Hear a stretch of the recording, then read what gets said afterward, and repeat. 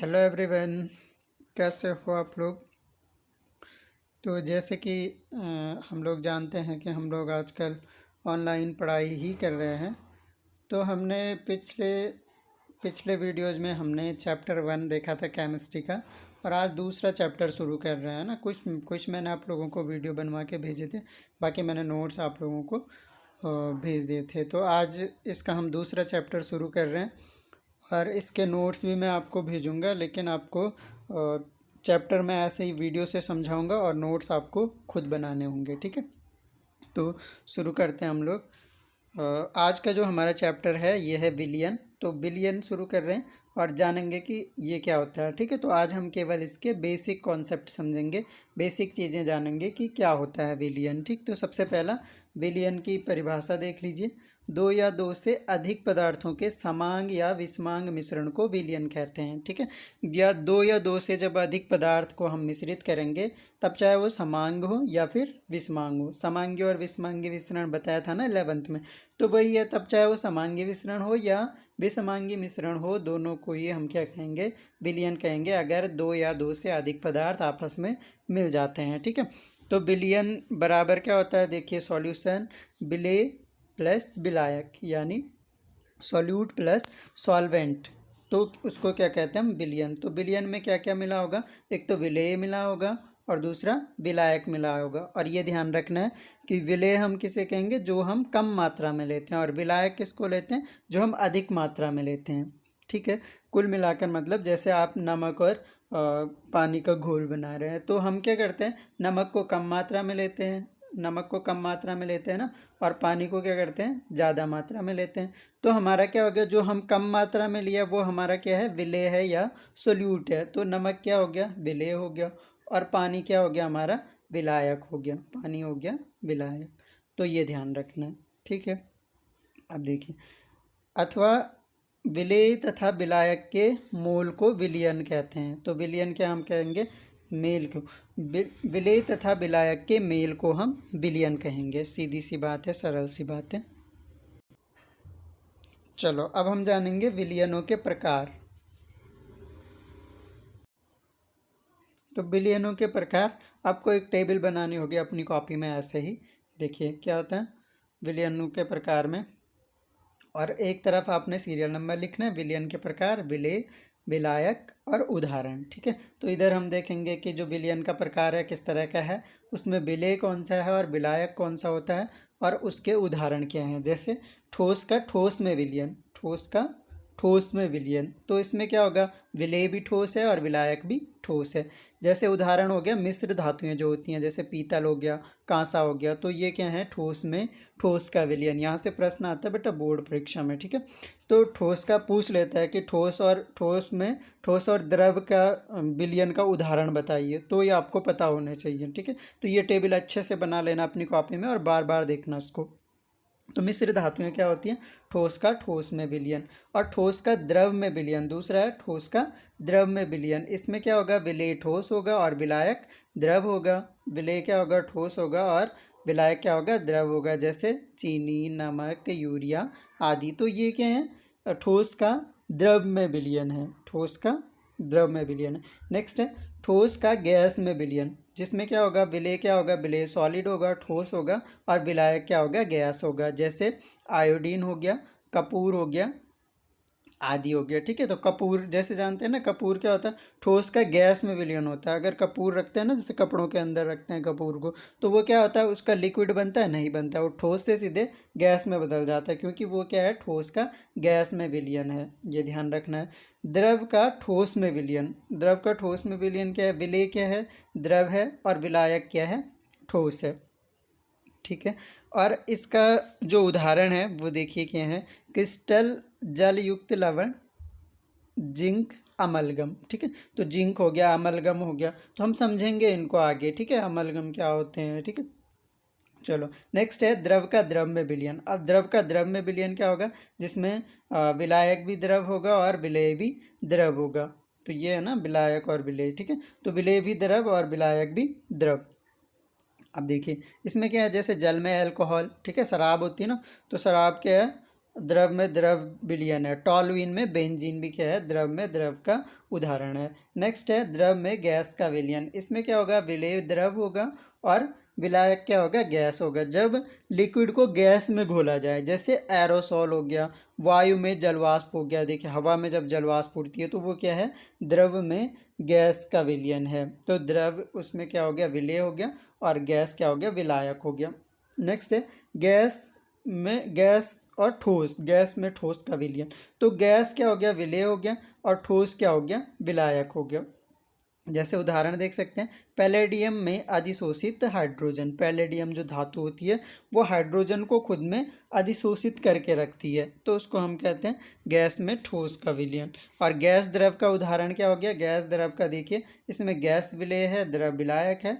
और वायु युक्त पेय पदार्थ, वायु युक्त पेय पदार्थ जो होंगे जिसमें हवा घुली रहती है पेय पदार्थों में, वो क्या हो गया, गैस का द्रव में विलयन है। जैसे कोका कोला वगैरह की बॉटल्स होती है ना, तो उसमें तो गैस का द्रव में वो विलयन है। नेक्स्ट है गैस का गैस में विलयन। तो दोनों माध्यम गैस होंगे, विलेय भी और विलायक भी। तो गैसों का मिश्रण, जैसे हवा क्या है, गैस का गैस में विलयन है। तो ये ध्यान रख सकते हैं। तो ये इतने हमारे एग्जाम्पल हो गए, हमने इतने टाइप देखे, विलयन के प्रकार देखे, उसमें विलेय क्या होगा, विलायक क्या होगा, और उसका उदाहरण क्या होगा, ये आपको पता होना चाहिए। जब स्कूल खुलेगा ना बेटा, तो सबको पूछूंगा मैं एक एक करके कि ठोस में द्रव का कौन सा है, गैस में गैस का कौन सा है। क्लियर, तो ये याद कर लेना अच्छे से। अब देखिए अगला है सांद्रता इकाइयाँ।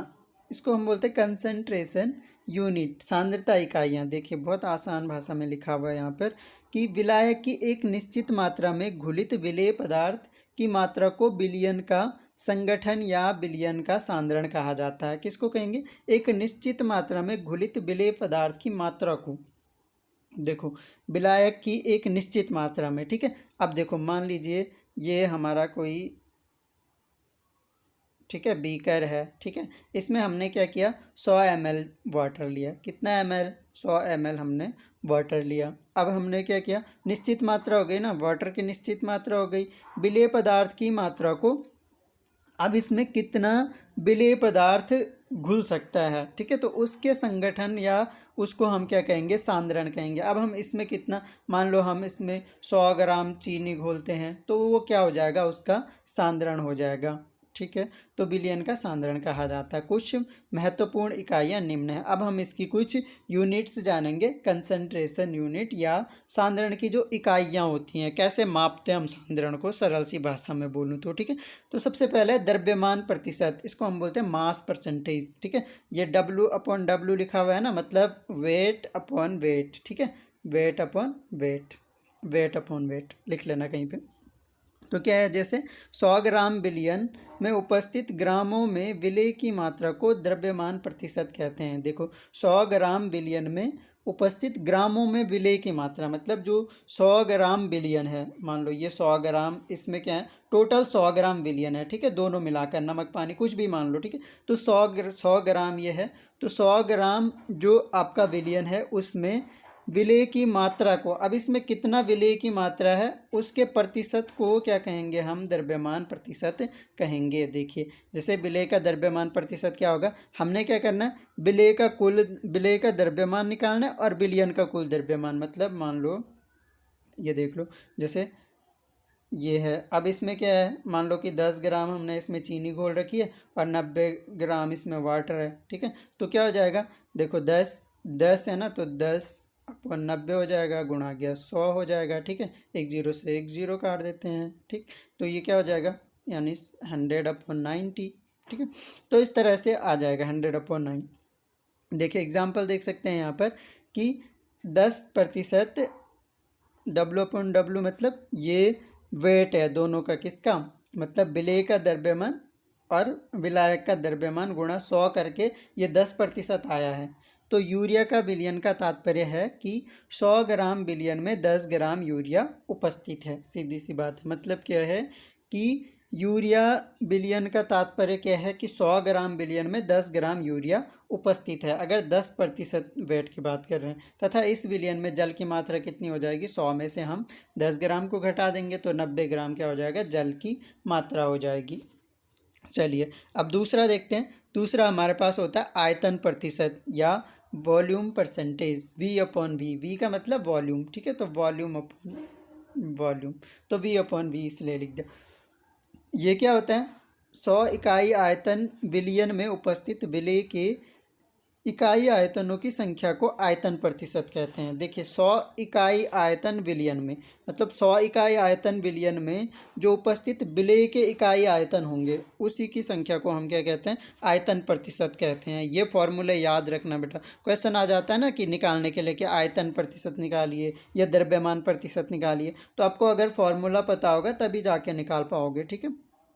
तो ये अभी क्या करना है, आयतन प्रतिशत बराबर क्या होगा, V upon V is equals to हो जाएगा विलेय का आयतन बटे विलयन का आयतन और इंटू 100 कर देंगे। देखिए एग्जाम्पल देख लीजिए कि 10% अगर क्या बोल रहे हैं, V अपॉन V यानी volume upon volume, ethyl alcohol विलयन का तात्पर्य है कि 100 ml विलयन में 10 ml इथाइल अल्कोहल उपस्थित है। इस विलयन में जल का आयतन कितना होगा, केवल 90 ml होगा। केवल 90 ml क्यों होगा, क्योंकि टोटल तो 100 ml है ना, 100 ml में क्या है, 10 ml हमारा इथाइल अल्कोहल है, तो 100 में से 10 घटा देंगे तो 90 ml हमारा क्या बच जाएगा, वाटर बच जाएगा।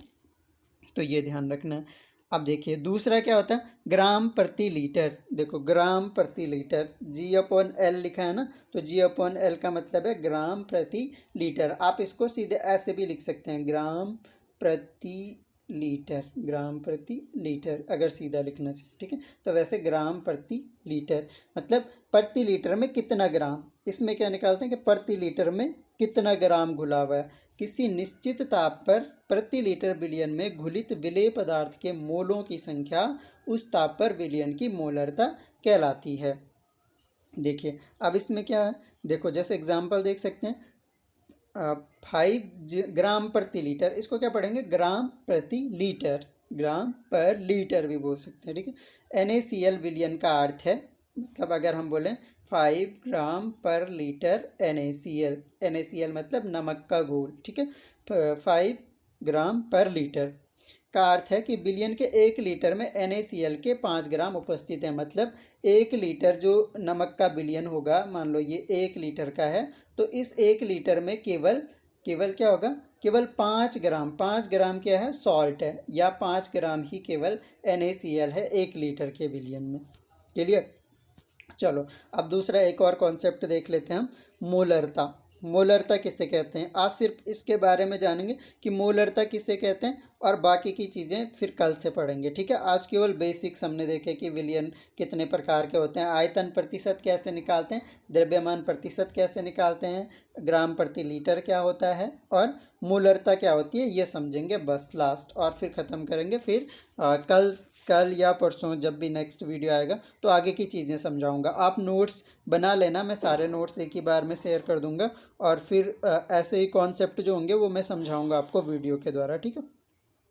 तो ये देखिए मोलरता क्या होता है, किसी निश्चित ताप पर प्रति लीटर विलयन में घुलित विलेय पदार्थ के मोलों की संख्या को उस ताप पर विलयन की मोलरता कहा जाता है। क्या कह रहा, किसी निश्चित ताप पर प्रति लीटर विलयन में घुलित विलेय पदार्थ के मोलों की संख्या, मतलब क्या है, कोई निश्चित ताप है, मान लो कुछ भी मान लो, मान रहे हम केवल, ठीक है, मान लो 100 डिग्री सेंटीग्रेड का तापमान है, और उस पर क्या है कि प्रति लीटर विलयन में, मतलब 1 लीटर विलयन में 100 डिग्री सेंटीग्रेड तापमान पर 1 लीटर विलयन में घुलित विलेय पदार्थ। अब इसमें विलेय पदार्थ के कितने मोल घुले हैं, ठीक है, तो विलेय पदार्थ के कितने मोल, मान लो NaCl ही घुलाया है इसमें, ठीक है, तो उसके कितने मोल, अब जितने मोल इस टेम्परेचर पर घुल पाएंगे उसी को हम क्या कहेंगे, उस ताप पर विलयन की मोलरता कहेंगे। मतलब 100 डिग्री सेंटीग्रेड पर 1 लीटर में नमक का जितना ग्राम घुल पाएगा उस ताप पर हम क्या कहेंगे कि विलयन की मोलरता, मोलों की संख्या ही क्या होगी, मोलरता होगी उस ताप पर, किस ताप पर, 100 डिग्री सेंटीग्रेड पर NaCl की मोलरता, ठीक है। तो देखिए इसके अलावा देखिए फॉर्मूला याद रखना है आपने एक तो, कि मोलरता बराबर क्या होता है, विलेय के मोलों की संख्या बटे विलयन का आयतन, विलेय की मोलों की संख्या बटे विलयन का आयतन। तो ये ध्यान रखना है, विलेय के मोलों की संख्या बटे विलयन का आयतन। तो हम क्या करते हैं इसमें, जैसे मान लो कि हमें मोलरता निकालने को बोला जाए कि जो है हम क्वेश्चन भी करेंगे इससे आने वाले वीडियोस में। तो जैसे विलेय की मोलों की संख्या दे दी जाए और विलयन का आयतन दे दिया जाए आपको, और आपको दिए गए विलयन की मोलरता ज्ञात कीजिए, तो आपको फॉर्मूला याद होगा, फॉर्मूला लगाएंगे तो वो अब देखिए, मोलरता वास्तव में एक विलयन की सांद्रण को मोल प्रति लीटर में व्यक्त करती है। किसमें? मोल प्रति लीटर में। क्या? क्योंकि मोलों की संख्या हम निकाल रहे हैं ना, विलेय के कितने मोल हैं जो लीटर में घुले हुए हैं, विलयन के आयतन में, कुल आयतन में घुले हुए हैं। ठीक है, तो ये क्या लिखा रहा है, देखो मोल लीटर -1 लिखा है ना, इसको आप ऐसे भी लिख सकते हैं, मोल पर लीटर, मोल पर लीटर भी लिख सकते हैं। ठीक है, या हिंदी में लिख लीजिए, क्या लिखेंगे, मोल मोल प्रति लीटर, ऐसे मोल प्रति लीटर लिख लीजिए, या हिंदी में ऐसे भी लिख सकते हैं। ये एक ही चीज़ है, इन्वर्स में लिखा है ना, मोल लीटर -1, मोल लीटर। ठीक है, ऐसे भी लिख सकते हैं, कोई समस्या नहीं है उसमें भी। ठीक है, तो मोल प्रति लीटर, मोल पर लीटर। चलो, तो ये हो गया। तो हमने समझा कि मोलरता क्या होती है, मोलरता का फॉर्मूला आपको ध्यान रखना है, बाकी की चीज़ें हम आगे आने वाली वीडियो में समझेंगे, इसको कैसे निकालते हैं। ठीक है, या हम जो है कि विलेय में द्रव्यमान कैसे निकालते हैं, मोलरता कैसे निकालते हैं। ठीक है, m/10 आयतन क्या होता है, फॉर्मेलिटी क्या होती है, मतलब फॉर्मलता एक कॉन्सेप्ट हमारे पास होता है। ठीक है, तो फॉर्मलता, मोलरता, मोललता एक होता है। तो सारी चीज़ें हम समझेंगे आने वाली वीडियो में। आज के लिए आपका काम क्या है कि इतनी चीज़ों को क्लियर करना है। ठीक है, कि हमने क्या पढ़ा, विलयन पढ़ा, विलयन क्या होता है, विलेय प्लस विलायक होता है। विलयन के प्रकार हमने देखा कि अलग अलग जो प्रकार के विलयन होते हैं उनमें विलेय क्या होगा, विलायक क्या होगा, उनके उदाहरण हमने देखे। इसके अलावा सांद्रता की इकाइयाँ देखी, यूनिट्स, जैसे द्रव्यमान प्रतिशत देखा, आयतन प्रतिशत देखा, और ग्राम प्रति लीटर भी देखा, और मोलरता देखा। ठीक है, बाकी की चीज़ें हम आगे आने वाले वीडियोज़ में देखेंगे।